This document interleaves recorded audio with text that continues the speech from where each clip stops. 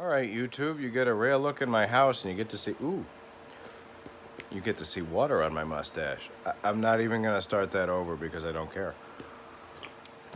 It is what it is, it's real life. Okay, so, purpose of this video is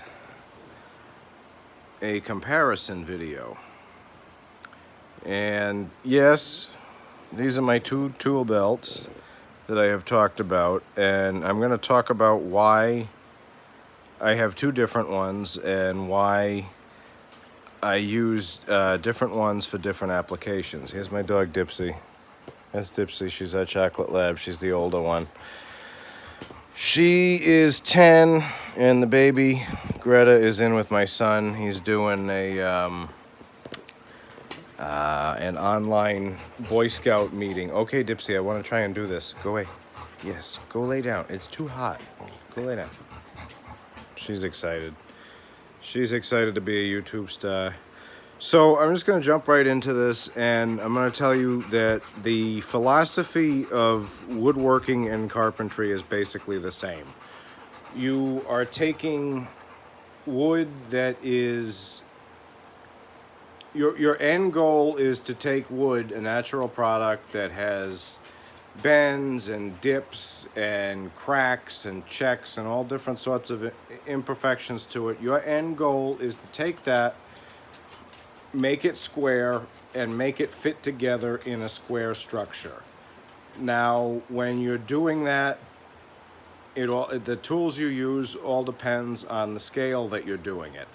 Now, like I said before, I'm not building houses, I'm not building gigantic structures. When I'm doing construction, I'm doing primarily tool sheds, tool shed-like structures, pergolas, things like that, and that is primarily going to be rough framing, sheathing, roofing, that kind of stuff. So for that, you're going to want to have a minimum.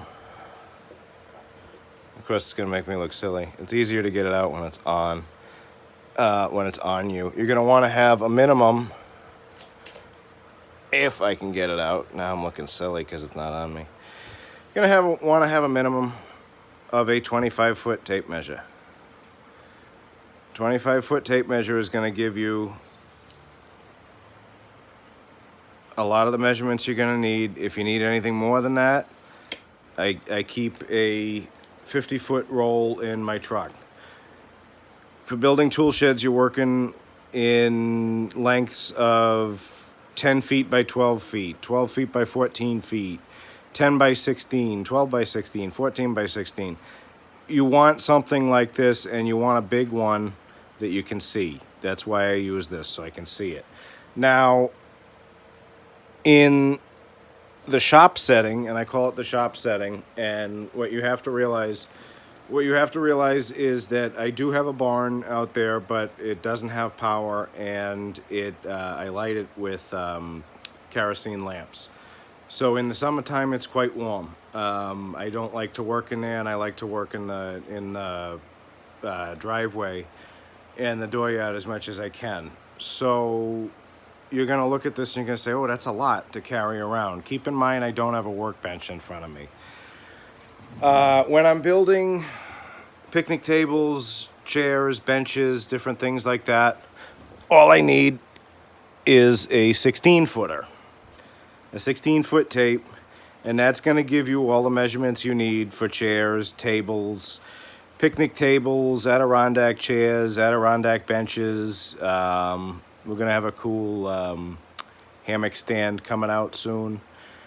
And after you do your measuring, you're going to need to do your squaring. You're going to need to do the preparation of the cut. In a production carpentry environment, building tool sheds, framing, that kind of thing, this is indispensable. You don't have to worry about it getting hit. You don't have to worry about dropping it unless there's somebody underneath it. You're going to be able to do all of your roof rafters with this. You're going to be able to find angles with this. Not only is this a 90-degree angle on this leg and a 45-degree angle on this leg, But this whole thing serves as a protractor off of the pivot point, which is that little notch right there. So this is very useful in a framing type environment. This is specifically made for, okay, buildings go together this way, and we're going to use this to find those angles and do those different things. It's perfect for that. I have found in furniture making and chair making, it doesn't really work for me. So I've been using this, and I'm actually going to be buying probably an Empire one tomorrow. I've been using a combination square, and I find that works very well for me because I can check to make sure things are square in here. There's no way to put that. There's no way to put that on the outside of something and check for square. That's fine. It's just a different type of use. What you're trying to do, like I said, is take wood that is a natural product, a natural substance. So it's not going to be square. It's not going to be cleanly cut. It's not going to. You're going to have to make it. You're going to have to get it to that point. And measuring and squaring with these tools is just part of that. You move on to. So here we have. If you look, I've got this chisel here. It's a big, wide. That's probably 1.5 inches. It's 1 inch and something. It's 1 inch and change. It's sharp, but this chisel cuts nails. This chisel is used as a pry bar. This chisel is used as a shim. This chisel is used roughly. It's used to beat on things, and it's used to cut things, and that's its purpose. You look at this chisel over here, and you see that it has, and people who are fine woodworkers are going to laugh at me. The back is polished. It has a very polished edge in the front. This is used for chopping joints in wood, primarily the seat cut for the Adirondack chairs, but also mortises and, primarily just mortises and the seat cut. This is used primarily for cutting wood, and that goes into that shaping and cleaning up aspect of it. What goes hand in hand with this that I don't keep a version of in this set of bags is this little block plane right here. And that's used for squaring up pieces of wood as they go, and I just dropped a little sawdust there.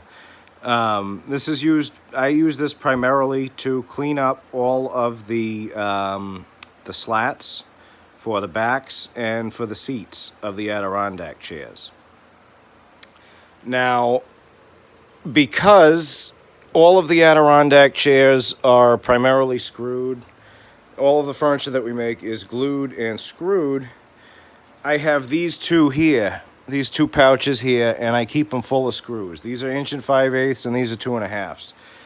And it's nice to have those right up front. It's nice to be able to grab them. Like I said, I'm not working off of a bench. And I'm always kind of in my driveway moving from a picnic table that we use as a workbench to the ground and back. So I kind of like having everything right in there. If you look, I didn't mention when I was mentioning the other stuff. Well, I didn't get to it yet, so I'm just gonna leave that in too. Why not? You guys can hear me ramble. We'll go from the chisels and the plane to marking and layout. So you'll see here, I keep carpenter's pencils in my building bag. This is for me, this is as accurate, for me building tool sheds, this is as accurate as I'm gonna need to get. I can get to a 1/16 of an inch with that, I'm happy.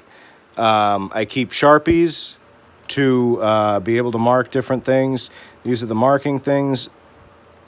They go hand in hand with the square and the measuring tape.